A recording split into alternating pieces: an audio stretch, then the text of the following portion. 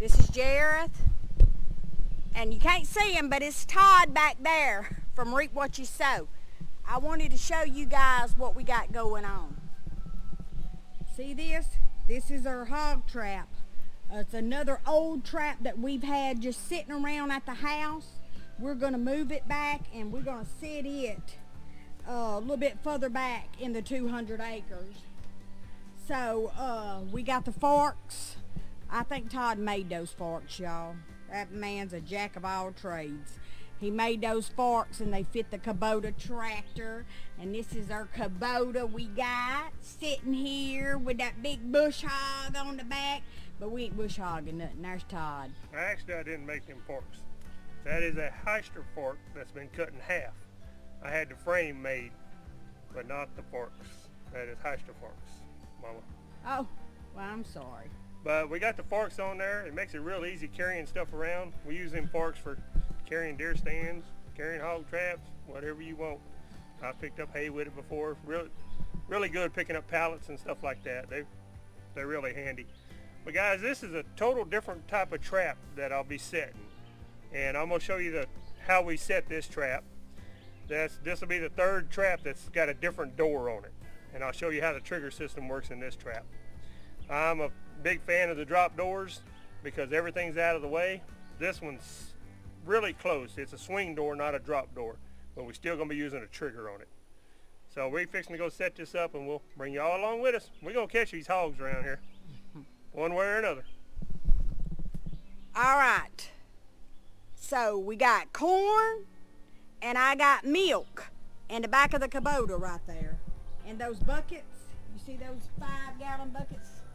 Like that, we got the 5-gallon bucket. The milk's in the bottom bucket, and that's on top to keep the milk from sloshing out all over. And we having a stinky mess. But we're gonna set that out. We're gonna sire that corn. Hey, can't beat butterflies milk, huh? I had we had somebody ask us in one of the comments, what's butterflies milk? Well, butterflies milk is our mini Jersey cow. And our grandkids call it butterfly milk because her name is Butterfly. But let's go get this trap put out and set out.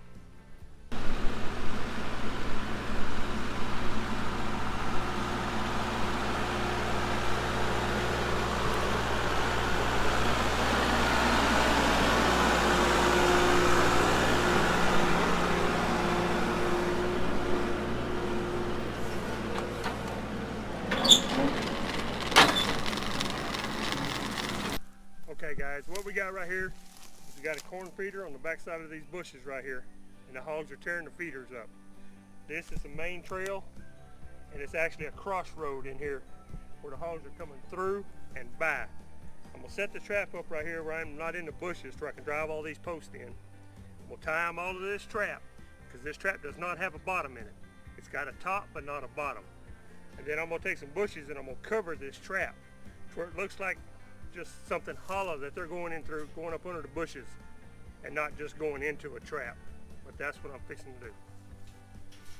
On these T-posts, see the notches on here? I always turn them inside the trap where it catches on this right here. When you tie them, they try to jerk up, you're gonna be pulling on the whole post coming up, not just on your wire.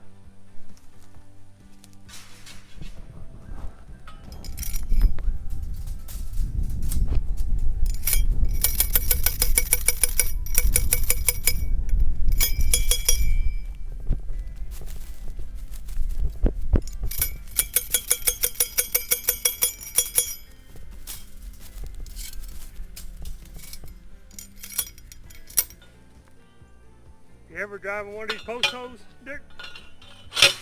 When you come up, do not come up too high.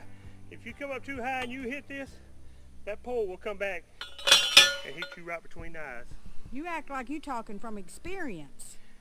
I've been bumped. I've seen people that's been hurt. It will hurt you bad. I always just go up a little bit and hit down hard. Who was that on YouTube we just saw got busted in the head with a I don't remember. It wasn't Green Dream Projects, huh? I don't remember. It will hurt you though.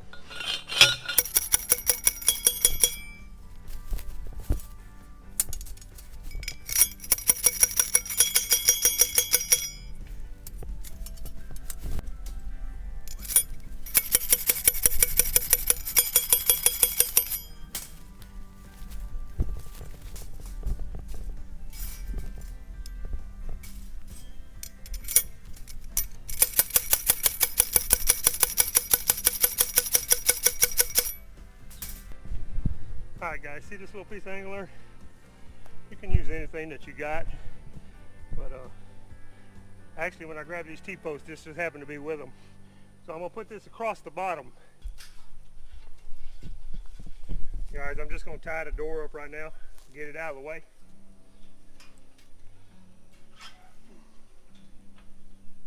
See how this door opens? It's just it's on hinges.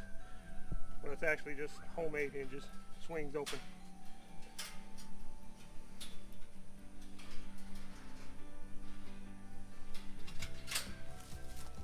I'm using this electric fence wire. This is the heaviest gauge the Tractor Supply had. And I cut them I think about 12 inches, double it over. Cut it, and that's what I'm using, doubled over, to tie this down, each piece.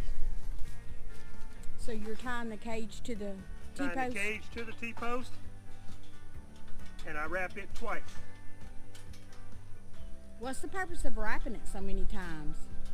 It helps pull it up against the post, and it catches them notches, and it keeps them from pulling it up. You think them hogs would be strong enough to pull that up? Yes, ma'am.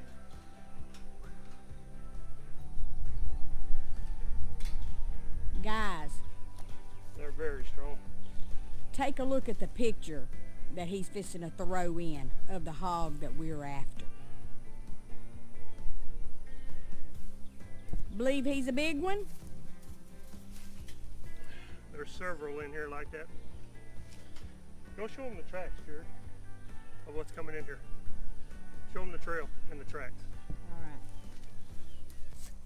Take a look at this trail that's coming through here. They have got like 2 different trails and paths that's coming through here. Look, that's hog track. That's a hog footprint if you ain't never seen one. Look, man, they just got a wide trail through here. See through there? Nothing but hog. No deer, nothing, just hog.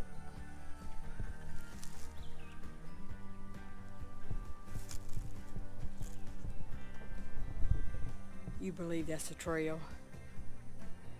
So, let's go see what he's doing.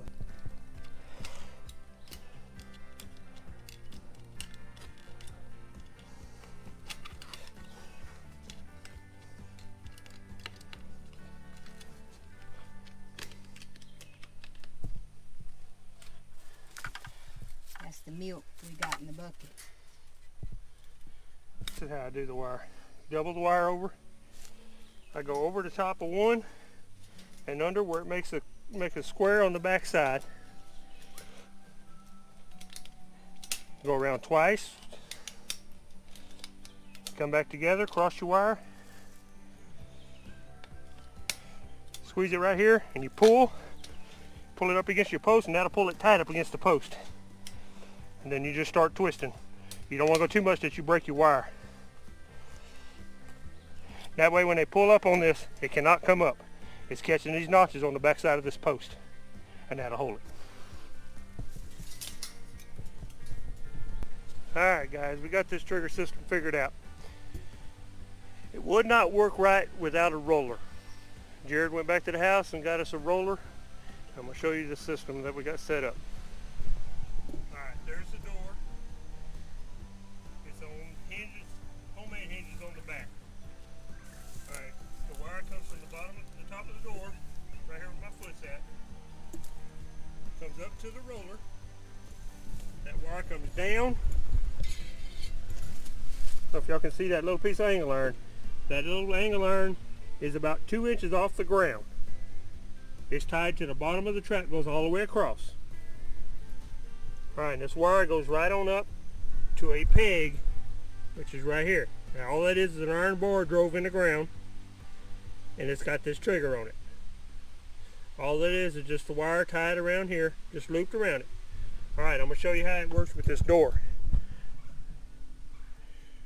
When a hog comes in this trap, the corn is going to be piled up right here on top of this trigger.